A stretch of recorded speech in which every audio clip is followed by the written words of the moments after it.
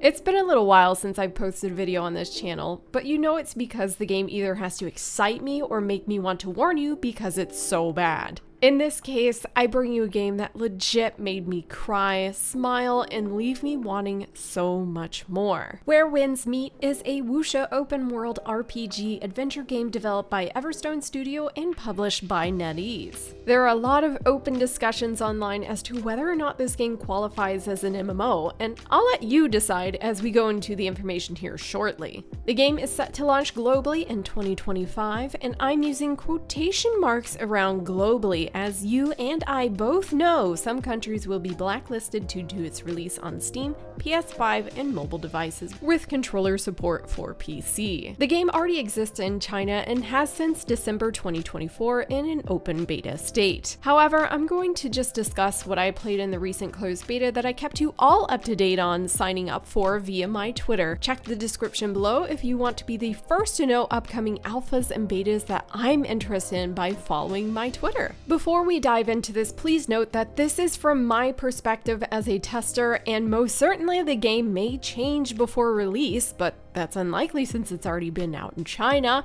and my discussion upon the game is solely based on my singular individual experience, which can sometimes be wrong. So if you're more familiar as a Chinese Where Winds Meet player, please feel free to add on in the comments below. And before we begin, because I know this is a deal breaker for a lot of people, you can pet the cats, but apparently not the dogs. I couldn't find a single dog that would let me pet it. You are welcome. Make your choices from here. The story sets us in the 5 Dynasties and 10 Kingdoms era of China, where you'll create your young adventurer to traverse the world with and learn various martial art styles and hone your technique with a variety of weapons, talents, and abilities. The weapons that we have access to in the beta are spears, bows, swords, fans, which seems to heal, rope darts, dual blades, umbrellas, which has a healing spec, and broadswords, and who knows what else I can't see. I opted for the sword and fan for this. It would seem you can learn to be proficient with all of these weapons, but you can only use 2 at a time. Well, and the bow, as everyone gets to use that. The spear and sword seem to be given to you fairly early on, and the rest need unlocking from various quests, but once you unlock the ability to use them, you can easily switch between the weapon types. There are talents you'll unlock with each level up. It'll include things like unlocking another skill slot, increasing crit damage, or extra health, just to name a few. This creates a lot of character and class identity, providing you with numerous unique builds and weapon combinations to take advantage of. Mystic arts give you various skills that can range from leaping like a frog, teleporting objects to you, launching yourself up into the air for a spinning kick, and pulling the weapons right out of your enemy's hands. You'll get a total of 8 slots for these, and you'll unlock the slots to put various mystic arts in by unlocking the slots from your talents. Mystic arts are learned throughout the world, so make sure to talk to all NPCs you can and interact with objects. You don't want to miss out. Trust me. Some of them I learned from watching animals out in the wilderness, which taught me how to yeet enemies, but I learned that from a bear, and the first thing I did with this newfound knowledge and power was yeet him for teaching me. Thanks, bear. On top of all that, there's also a stall with an NPC you'll come across where you'll trade oddities, aka various bugs, flower pieces, or beehives that you'll find in the open world to unlock melodies of peace. These will also allow you to unlock more weapon types, increase various stats, and unlock new abilities. The story tells you to make note of the location of this NPC, and I would highly recommend marking it on your map because I didn't, and it took me a while to find him again because I didn't pay that much attention. The game offers more than enough variety of skills and weapons within it where you can truly make yourself a unique build for combat. As for the combat itself, it is action, but does have the ability to lock onto targets if you need a little assistance with that, like me. And in the game, there are parries, blocks, and dodges that do need to be perfectly timed and do cost stamina. Parrying is my weak point, admittedly, but the game does offer a parry assist, at least in single player mode. I did experience multiplayer, even though the test said it wasn't functional for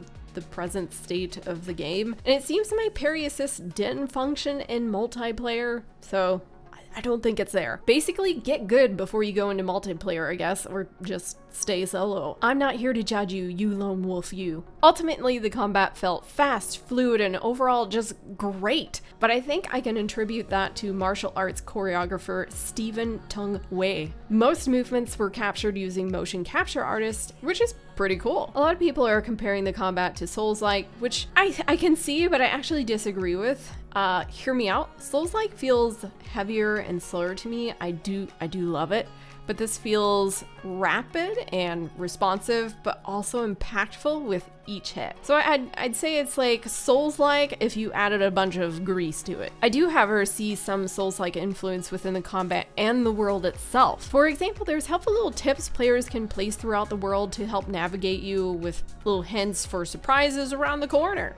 Or just general like, good job, keep it up, adventure, or fart noise. Whatever you want to leave. Just go for it. You can buy it, you can put it down the world.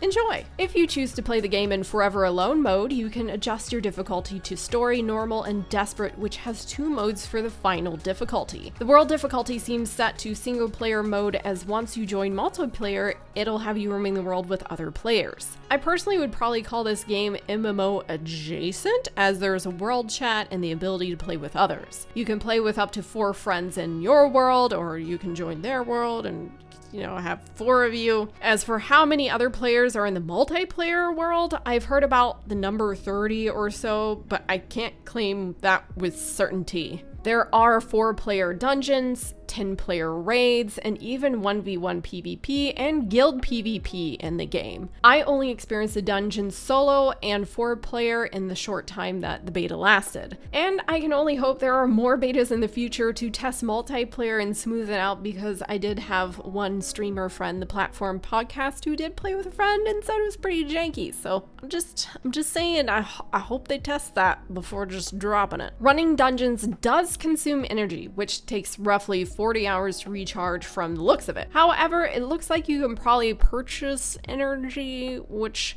this game is free to play in theory if this follows China's game price anyway. I wouldn't be surprised if it ended up with some pay-to-win features, but again, if you're playing solo or just with friends, not sure that really matters anyway. I've heard people saying it's a lot of cosmetics, which I would love. I can't see the store at this juncture in the testing, so who knows? Except for China players, I'm sure they know too. One thing I do appreciate about this game are the cosmetics you can get from running the dungeons. You'll have a chance, just like Blade and Soul, to obtain unique outfits and hairstyles from the bosses, which is my favorite. I love a good fashion in-game. Beyond earning the outfits and hairstyles from various fights, you can earn them through the story, achievements, and of course buying them. You can also purchase mounts. And some of the mounts are kind of hilarious, with a few of them being rideable with friends. If you're not fond of buying mounts, you can get yourself horses around the world. You'll get them through the story or just by Grand Theft Autoing horses from other people. So if you don't feel like running around the world, feel free to shove off some poor NPC and steal their horse. Speaking of NPCs, you can directly talk to them, like talk and roleplay. It gets a little weird. I would know. I tried it out. There seems to be some type of AI system with the NPCs where he'll speak back to you. Not all of them, but some of them. They remember the dialogue options you choose, which can lead to some hilarious consequences. You can also raise your affections with them and receive items from them. Beyond mounts, you'll also be able to teleport around the world if you unlock various teleport points. If you're in multiplayer, the host of the world can also offer you a teleport to their location, which helps if you haven't unlocked the area yet. Other than teleporting, there does seem to be some martial arts that will assist you in moving around the world, such as wind walking, which is common in these kinds of games. I also see there is a flying skill to unlock at some juncture. And if you see a body of water, you can swim in it and even dive in it. But be aware, you do have stamina, and what you find under the depths might not take kindly to you being there. There also seems to be a system of life skills. You can fish, cook, mend wounds, craft, and who knows what else. There seems to be a ton of things to do. I mean, just look at this. I don't know what this means, but it looks like a lot. I barely touched the surface of what I believe to be the depths of the things you can do in this game. There's mahjong, various other games, puzzles, following butterflies to hidden treasures, side quests, world bosses, and even some type of arguing card game where you trash talk each other until you win. I'm told you can even build a house in your solo world or multiplayer world. Nothing truly felt empty in this game. I was looking around excitedly for the next thing to discover. It's beautiful and full, and that is exactly the world I'm looking to play in. You'll also take damage beyond getting hit in battle. You can become poisoned, sprain an ankle from a high fall, or many other ailments. So far, it looks like you need to find a mender, be it another player or a doctor in the world who will fix you right up for a price. That was an interesting addition I admittedly didn't see coming. Beyond the things to do, there is the story itself. I did complete what appears to be the main story in the beta, and let me tell you, I genuinely cried twice during it. I don't really cry that much. Like, I cried during Final Fantasy XIV, like the early times. I cried through some JRPGs, but normally it takes a lot to affect me. The characters had depth, purpose, and they took their time giving the characters life. Honestly, I thought this was gonna be another crappy, like, wushu story, but it wasn't. I look forward to adventuring further into other regions where there are different sects. Sects, aka factions, are within the game, and there are 8 of them that I can see. You'll need to follow a questline to join one and maintain the rules or face expulsion. Each sect will grant you knowledge on a weapon and various martial arts, so it does benefit you to join one. If you so choose or get expelled, you can roam the world sectless. I don't know much else about this, as I didn't have enough time in the beta to get to a sect to join one.